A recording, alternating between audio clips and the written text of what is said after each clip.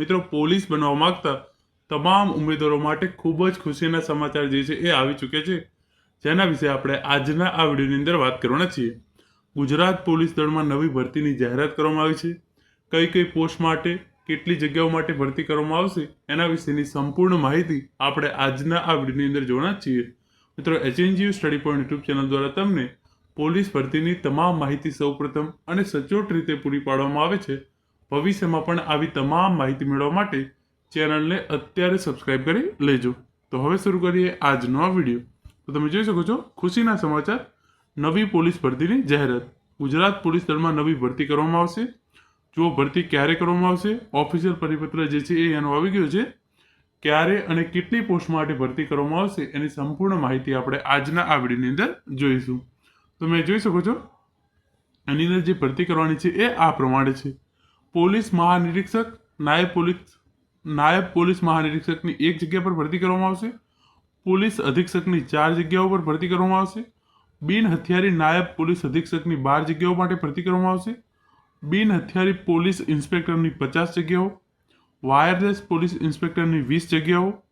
બિન હથિયારી police sub ઇન્સ્પેક્ટરની 80 જગ્યાઓ.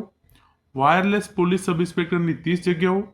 બિન હથિયારી હેડ કોન્સ્ટેબલની 300 જગ્યાઓ. બિન હથિયારી પોલીસ કોન્સ્ટેબલની 475 જગ્યાઓ. ડ્રાઈવર પોલીસ કોન્સ્ટેબલની 30 જગ્યાઓ. સ્ટેનોગ્રાફર ગ્રેડ 2ની 3 જગ્યાઓ. કચેરી અધ્યક્ષની 1 જગ્યાઓ. જુનિયર કારકુનની 10. સાયબર એક્સપર્ટ આઉટસોર્સ એની 80 જગ્યાઓ જે છે એ ભરવામાં આવશે. પટ્ટાવાળાની 5 જગ્યાઓ આઉટસોર્સથી ભરવામાં આવશે. ચીફ ઇન્વેસ્ટિગેટરની 1 જગ્યા પણ આઉટસોર્સથી ભરવામાં આવશે. ટીમ ઓફ એનાલિસ્ટ એની 10 જગ્યાઓ આઉટસોર્સથી ભરવામાં આવશે. સોશિયલ મીડિયા એનાલિસ્ટ એની 10 જગ્યાઓ આઉટસોર્સથી ભરવામાં આવશે.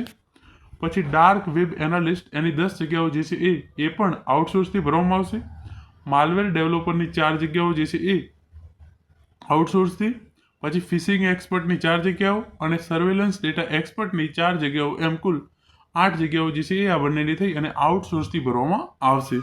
તમે જોઈ શકો છો ગુજરાત પોલીસ વિભાગની અંદર જે છે એ આ ભરતી કરવામાં આવનાર છે, જેની અંદર પોલીસ સબ ઇન્સ્પેક્ટર 80+30 અને બિન હથિયારધારી કોન્સ્ટેબલની 300 અને બિન હથિયારધારી હેડ કોન્સ્ટેબલની 300 અને પોલીસ કોન્સ્ટેબલની 475 અને ડ્રાઈવર પોલીસ કોન્સ્ટેબલની 30. તો મોટી સંખ્યામાં ગુજરાત પોલીસની અંદર જે છે એ આ નવી ભરતી કરવામાં આવશે. હવે એની અંદર પગાર કેટલો રહેશે એ તમે અહીંયાથી જોઈ લેજો. હવે આપણે આ ભરતી વિશેની સંપૂર્ણ માહિતી જોઈએ. તો એના રિલેટેડ જે આ ઓફિશિયલ પરિપત્ર જાહેર કરવામાં આવ્યો તો તમે જોઈ શકો છો. નાણાકીય વર્ષ સેવા વર્ષ 2025-26 cyber centre of excellence project અંતર્ગત અલગ કચેરી માટે વિવિધ વર્ગની જગ્યાઓ તેમજ ઇન્ફોર્મેશન ટેકનોલોજી સંસાધનો મંજૂર કરવા બાબત તો ગુજરાત રાજ્ય ગૃહ વિભાગ દ્વારા જે છે એ આ પરિપત્ર તારીખ 9/4/2025 રોજ જાહેર કરવામાં આવ્યો હતો. એની અંદર લખ્યું છે એ પ્રમાણે એનો ઠરાવ શું હતો? પોલીસ મહાનિર્દેશક અને મુખ્ય પોલીસ અધિકારીની કચેરી દ્વારા ઉપર વંચાણ લીધેલ તારીખ 6/1/2025 રોજથી cyber centre of excellence project, એટલે કે તમને ખબર છે એ પ્રમાણે કે આખા વર્લ્ડની અત્યારે સાયબર ગુનાઓ જે છે એ બહુ જ વધી રહ્યા છે. તો એને ધ્યાનમાં રાખીને ગુજરાત પોલીસ દ્વારા પણ સાયબર વિભાગ છે, સાયબર સેન્ટર, એની અંદર જે છે એ નવી ભરતી કરવામાં આવનાર છે. તો નવી ઇન્ફોર્મેશન ટેકનોલોજીવાળી જે છે એ ભરતી કરવામાં આવનાર છે. એના માટે કુલ 298.86 કરોડ રૂપિયાની જે છે એ જોગવાઈ બજેટ 2025-26ની અંદર કરવામાં આવી છે. તો જે છે એ આ 298.86 કરોડની જે આ જોગવાઈ કરવામાં આવી છે એના અંતર્ગત આ તમામ જે છે એ ભરતી કરવામાં આવશે.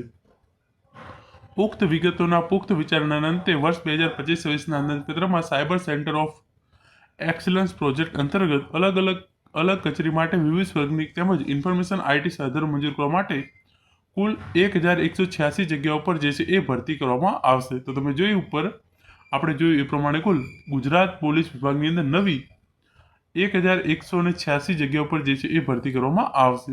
આની એકવાર મંજૂરી મળી જાય તો એના જનરલી 6 મહિનાની અંદર આ ભરતી જે છે એ પૂરી કરવાની હોય છે અને આ પરિપત્ર છે એ 1 વર્ષ માટે જ લાગુ હોય છે. તો વર્ષ 2025ની અંદર આ ભરતી જે છે એ ચોક્કસ કરી દેવામાં આવશે.